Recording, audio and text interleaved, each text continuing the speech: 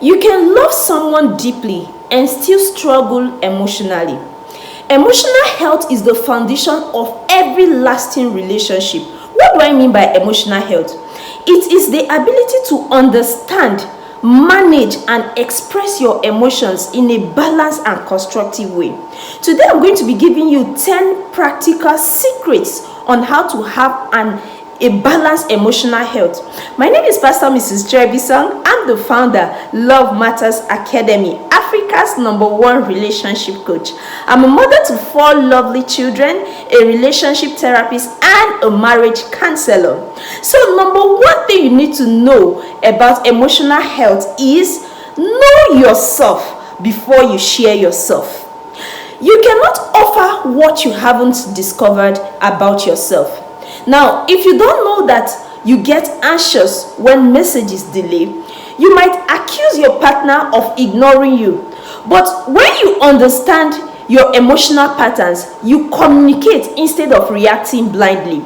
Now, the Bible speaking in Psalm 139 verse 23 says, "Search me, O God, and know my heart."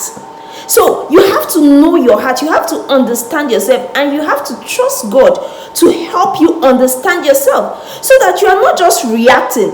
Sometimes when you look deeply to the reason why you are reacting, it's not because of that circumstance, that situation, that event, that thing that just happened.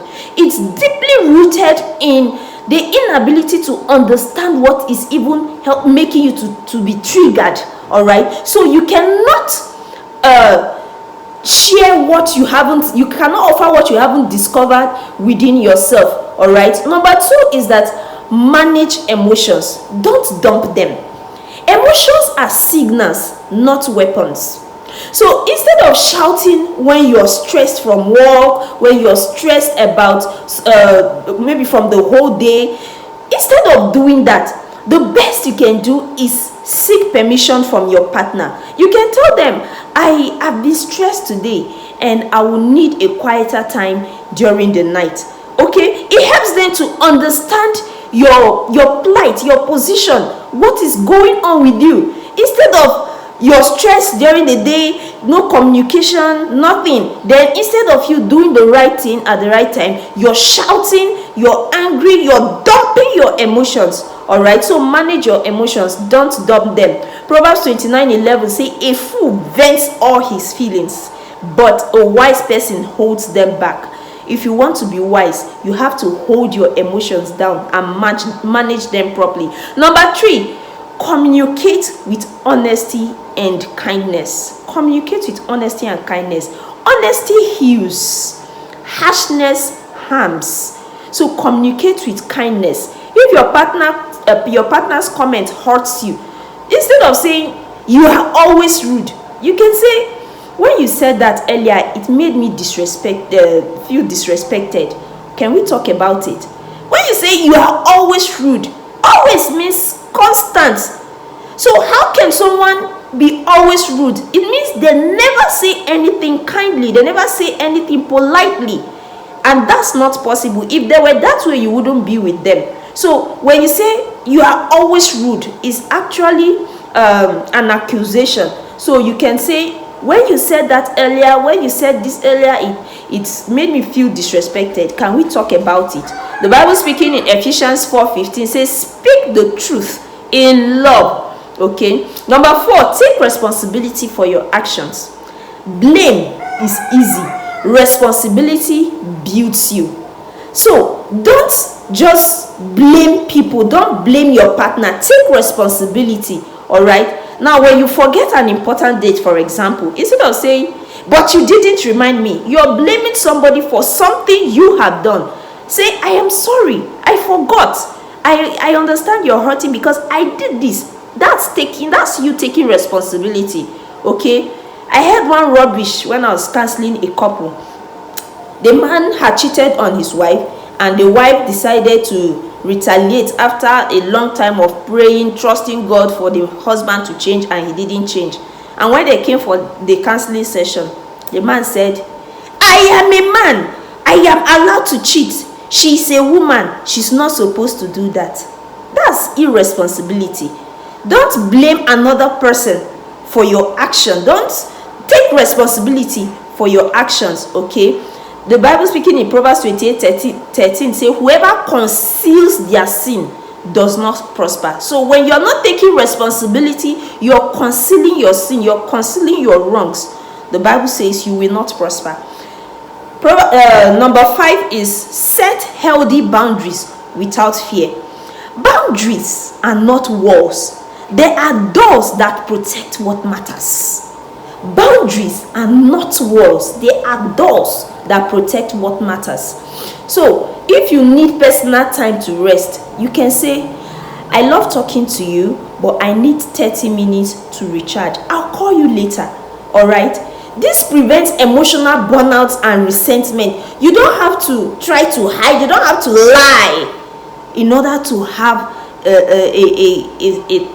a time out, a time for yourself, a self-care. You don't have to do that. All right? So you set healthy boundaries, not just with the person you're in relationship with, everybody around you, so that you don't have to put yourself in positions where you keep lying to cover up. And one thing with lie is that you need another lie to cover the previous lie, and you become a liar. Okay? So Proverbs 4:23 say, guard your heart with all diligence. Always watch what is coming out from your mouth, because it's stemming from your heart. Number 6, learn to handle conflict the mature way. Conflict handled well becomes connection. Conflicts are inevitable in life, but when you handle them well, they become a tool for connection. All right? So instead of ghosting your partner after a disagreement, you just put up one malice, one attitude, come out clear. I'm upset, but I don't want to disconnect. Can we talk about this tomorrow when we are both calm? I'm angry right now. I'm not happy right now. And I know if I talk in this state, I will say things that I will regret. I will say things to hurt you. That's emotional maturity. So it's not every time you're feeling like talking in a particular way, then you say that thing that is in your heart. That's not maturity. All right? Romans 12:18 say, if possible, live peaceably with all, and with your partner especially. Number 7, give space and support each other's growth. Give space. That you're in a relationship with somebody or that you're married to somebody doesn't mean they cannot have their space. All right? So give them space as much as you will also want space for yourself, and support each other's growth. Love grows when freedom and support coexist. All right? So if your partner wants to take a course, they want to attend a seminar, they want to pursue a dream, support them instead of feeling threatened, instead of feeling neglected. Okay? Healthy love allows personal growth, not dependency. 1 Corinthians 13:5 says, love does not insist on its own way. Number 8, practice emotional safety in the relationship. Practice it. You must have heard it. You desire it. But if you don't practice it, you keep going in circle. People open their hearts where they feel safe, not where they feel perfect.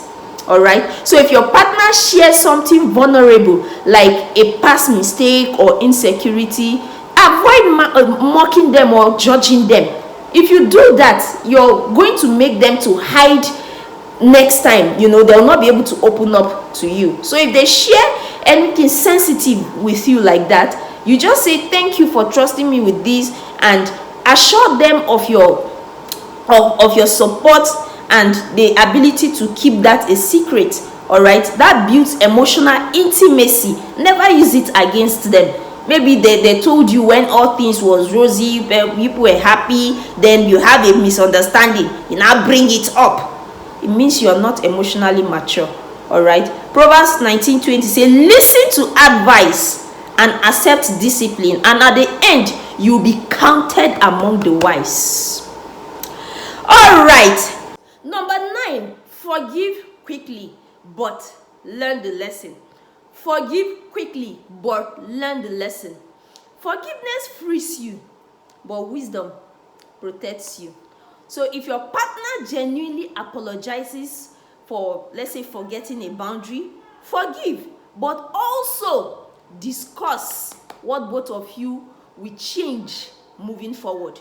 So it's not about you forgive the person goes back to their vomit, go back to the wrong action, and you forgive again. No, when you forgive freely, but then you apply wisdom. All right, the Bible says in Colossians 3:13, forgive as the Lord forgave you. So you forgive quickly, but you learn the lesson. Number 10, the last but not the least, choose partners who are growing emotionally too. Healthy love cannot survive where growth is absent. So you have to choose people that are also growing emotionally. All right, if someone refuses to be accountable, never apologizes, mocks your feelings, repeats the same toxic behavior every now and then, they are not emotionally ready for a healthy relationship. They are not. So they shouldn't come and make you go through all the frustrations of their irresponsibility. Okay, so choose someone who grows with you, not someone who drains you. The book of Proverbs 13:20 say, walk with the wise and become wise. So let's recap.